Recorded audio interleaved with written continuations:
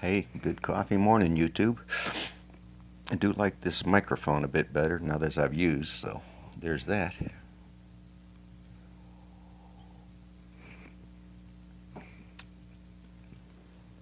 Was listening to conversations the other day on YouTube, as I spend a lot of time doing, and a guest was a YouTuber by the name of Maddie, and she does science. I'll see if I can find a link to her channel because she presents really good stuff.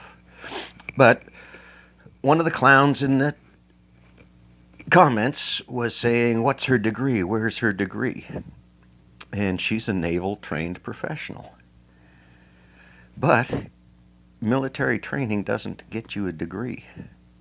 It gets you certificates and different jobs, a different MOS inside the service, and you run with what you get or what you can get and find out if you can get more and go after that too.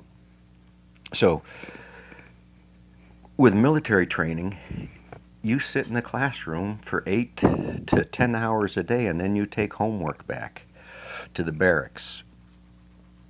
And that 8 hours a day is math. In this case, it is the math and the physics of radar systems and signal propagation and signal to noise ratios and all types of electronic signal processing that most people never get near. They don't have to. You push the buttons on the microwave and it does or doesn't work. Well, that microwave has a lot of interesting features about it, but none of them you should mess with. So military training is just a different beast. You don't get the languages and the arts and the literature and even a multicultural setting. You sit and you learn. You're trained for weeks on how a pressure meter works, a pressure gauge works. A physical pressure gauge with a board-on tube, an expansion tube that drives a little needle. It's one way. Or electronic pressure sensors, temperature sensors, from thermometers to electronic, digital, RTD devices, resistive thermocouple devices. So that was the training. 8 hours a day you sat through these classes. The optics class was the same way. This is optics.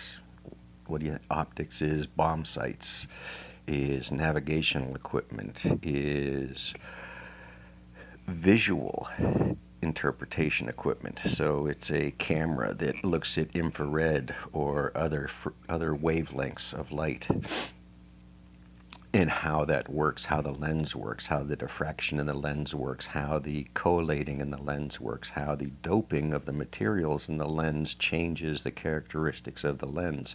So that's the type of training you had. Where else you would get this, I can't tell you. Most of it is really industry training. Once you get inside a big corporate thing, a big corporate structure like nuclear engineering,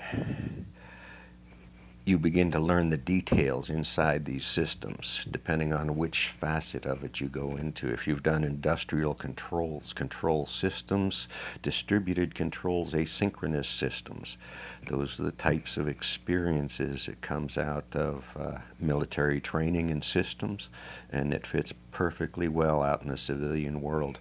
You'll see on those resumes, go look at engineering resumes or engineering job postings, especially government postings. You will see "or experience" down in the fine print on a lot of those job requirements, because many of these jobs, they know, takes experience. The experience counts. The experience is as good or as better proof of a person's ability than the degree. So the conversation, it's not the person presenting, it's whether they're speaking truth. It can be misguided, it can be misunderstood. You could get into a conversation about whether it's pH or ions or prions, or electron shells, or did I say pH? Acids or bases. These are basically electron shell conversations and their interactions. Do you need to know that?